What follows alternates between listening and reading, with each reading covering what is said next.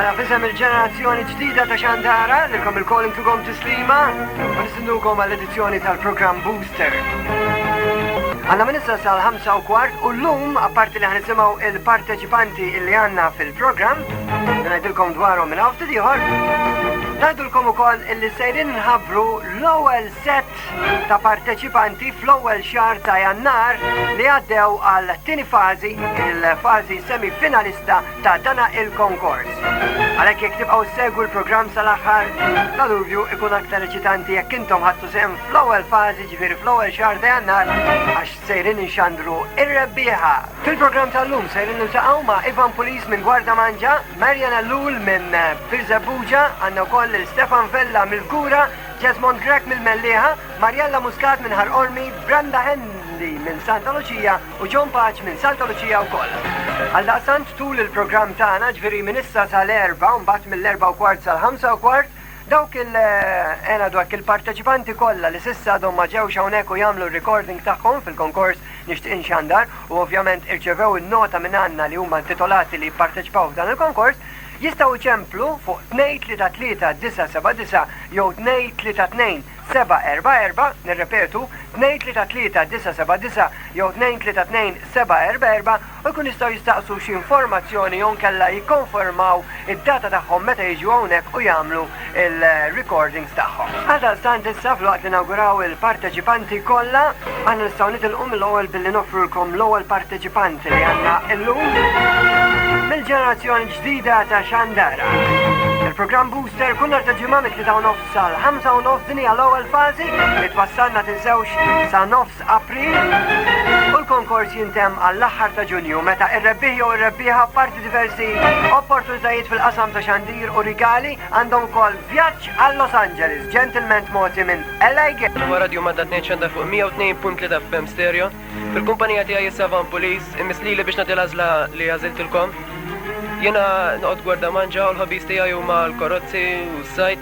Naddu sa l-ewwel diska li żgur li ħafna mis-semmija ta' dan il-stazzjon żgur għarfuha mal-ewwel żewġ noti.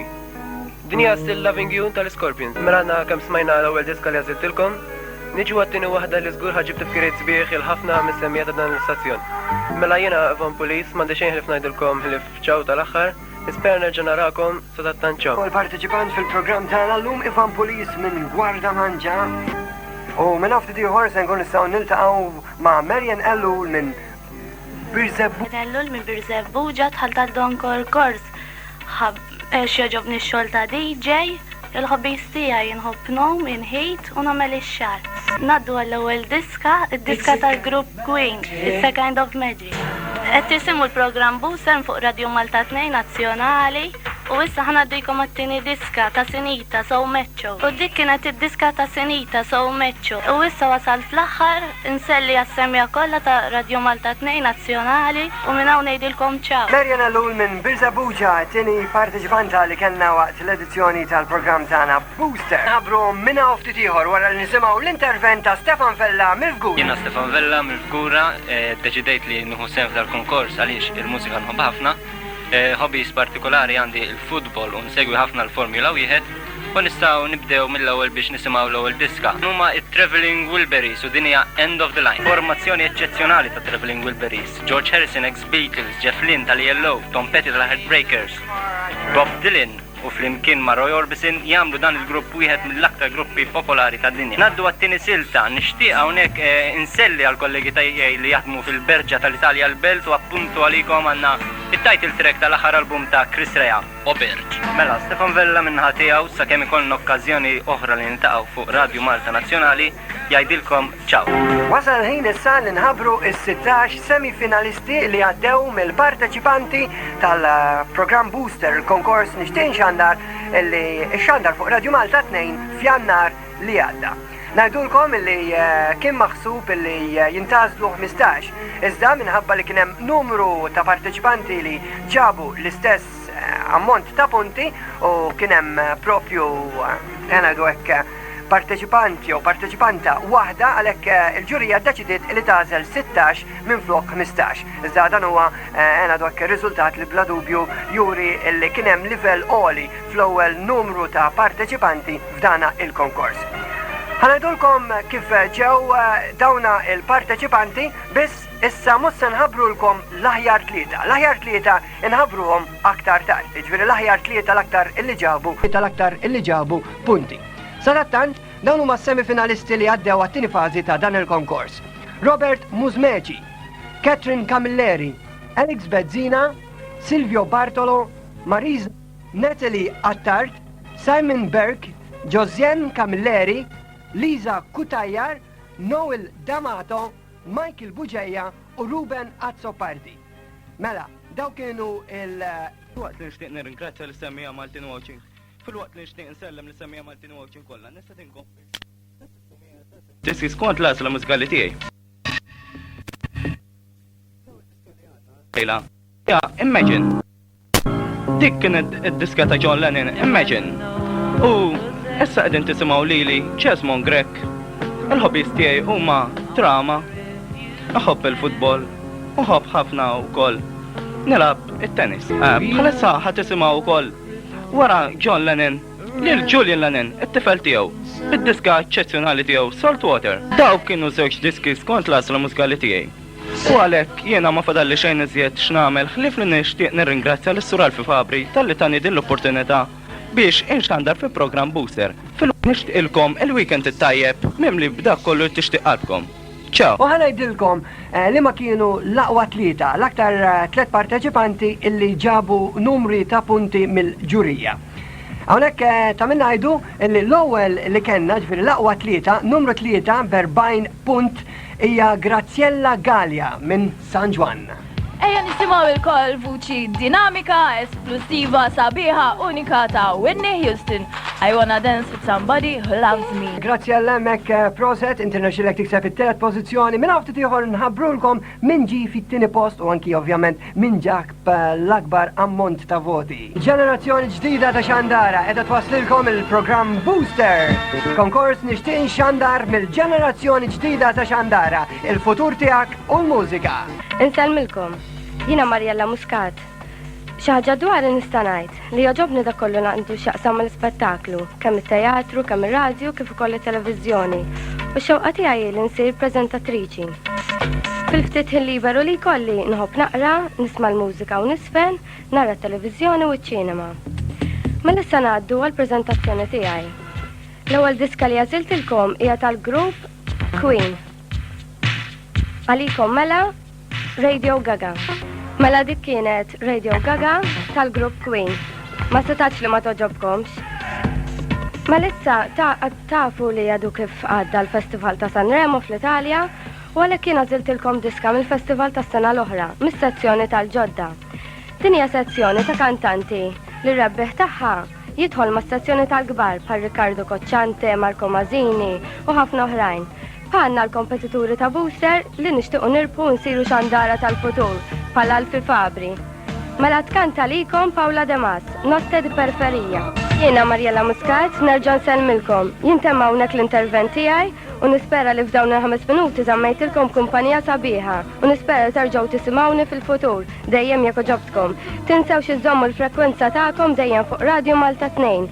Nawguralkom timim il-ġimgħa tajjeb u saħħa. Mela ltqajna ma' Marjella Muscat minn Ħarqormi.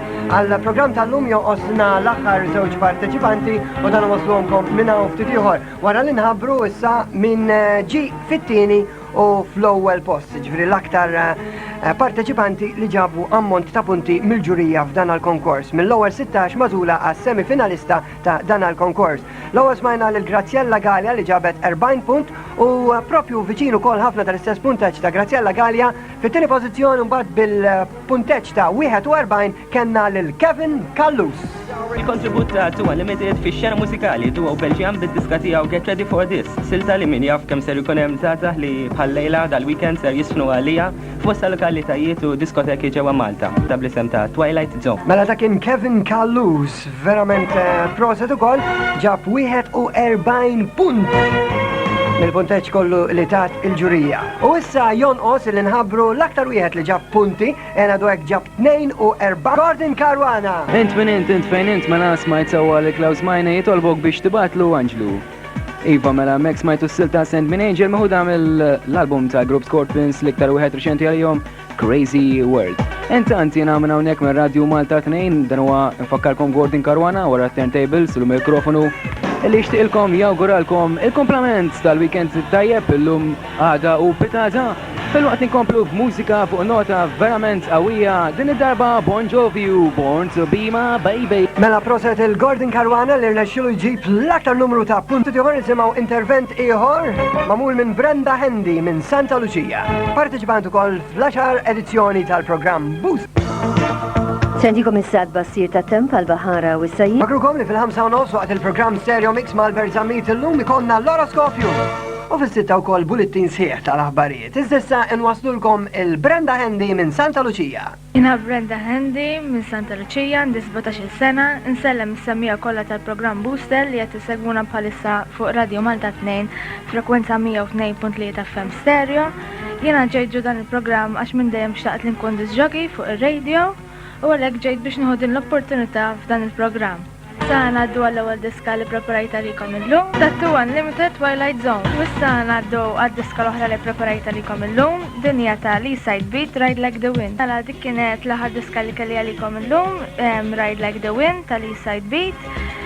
Din nfakkarkom li kienet Brenda Handy minn Santa Lucia. Nispera li l-għażla tiegħi oġbitkom u nsalli sħabi kollha. Il-5 minuta u għal-ħin u s-sana frukom l-aħħar parteċipant li għanna, u parteċipant li għanna, li huwa John Patch minn Santa Lucia. John Patch minn Santa Lucia, għatikom merba waqt il-program Booster. Fil-fatti għat naplika għal-program Booster għax minn dem xtaqt li ikolli xie opportunita.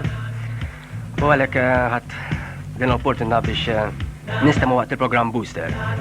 Intan dawn huma il-Group King u għet mis-suċċess il-kbar tagħhom tul is-snin 80 Alone Without You. Paul King hemmhekk u sħabu l-Group King Alone Without You suċċess tagħhom matul is-sena 1985. Brian Adams u Tina Turner din hija It's Only Love. U wara Tina Turner u Brian Adams dik is-silta merfuha mill-album Reckless ta' Brian Adams. Nadu issa għal-Group Bros. L-ħwa Bros suċċess ukoll għalihom l-album Push, l-ewwel album tagħhom din hija When Will I Be Famous. When Will I Be Famous hemmhekk mela smajna l-Group Bros suċċess għalihom l-album Push. U minn fuq Radio Malta 102.0 FM Stereo. Nispera li provajt hemmhekk indaħalt LED diski fil-ftit ħin li kelli għad dispożizzjoni. U dan huwa ħabib tagħkom John Patch li jgħidilkom ciao. Hawnhekk minn ftit ħon nerġa' nħabbar min kienu dawk li għaddew għal semifinalista tal-konkors nixtieq inxandar il-16 magħżula minn 58 li parteċipaw fix-xahar ta' Jannar. U f'dan il-ħin kelma ta' inkoraġġament ma tagħmilx ħażin. U miegħu Eric Montfort, Eric kif int? Tajjeb. X'tikkummenta forsi mill-ismajt fuq il-ġenerazzjoni ġdida ta' Xandara? Ara, il-mużika li dawn il-preżentaturi nistgħu ngħidu hekk li esperimentaw hawnhekk tawna hija mużika u preżentazzjoni